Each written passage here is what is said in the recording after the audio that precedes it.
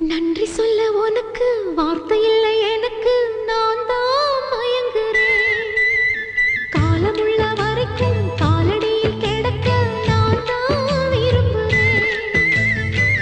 நெடுங்காலம் நான் புரிஞ்ச தவத்தாலே நீ கிடைச்ச பசும் பொன்ன பித்தளையா தவறாக நான் நினைச்சேன். நேரில் வந்த ஆண்டவனே, ஊரறிய உனக்கு மாலையிட்ட பிறகு ஏம்மா சஞ்சலம்? உன்னுடைய மனசும் என்னுடைய மனசும் ஒன்றாய் சங்கமோ?